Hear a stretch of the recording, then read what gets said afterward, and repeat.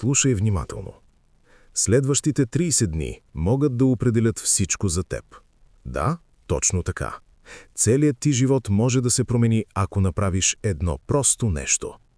Изградиш правилните навици. Но нека бъдем честни. В момента ти губиш време. Прекарваш часове в социални навици. Оправдаваш се пред себе си. Стоиш в зоната на комфорт, докато животът минава покрай теб. Това е реалността.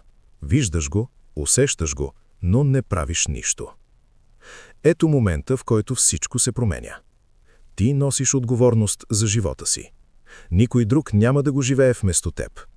Всеки ден, който губиш в бездействие, е ден, който никога няма да се върне. Време е да спреш да обвиняваш обстоятелствата и да започнеш да действаш.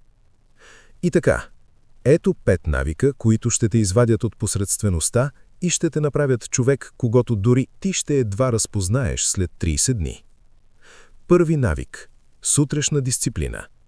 Ставай 1 час по-рано от останалите.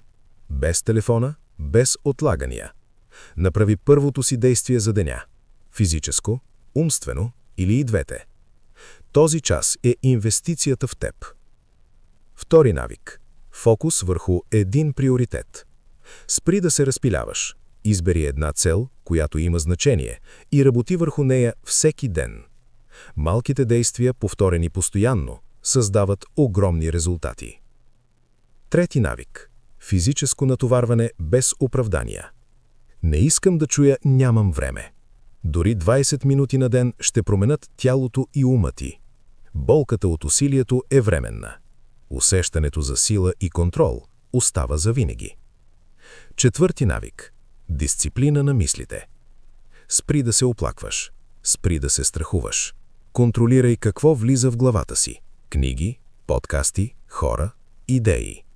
Ти ставаш това, на което отделяш внимание. Пети навик – вечерен ритуал на рефлексия. Всеки ден завършвай с самопроверка.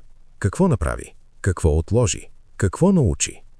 Този навик превръща случайните усилия в постоянен растеж. След 30 дни тези навици ще те променят. Тялото ти ще е по-силно, умът ти по-ясен, животът ти по-контролиран. Хората ще започнат да те гледат по друг начин. И най-важното, ти ще се гледаш в огледалото и ще видиш човек, когото не си познавал досега. Но всичко започва сега. Не утре, не следващата седмица.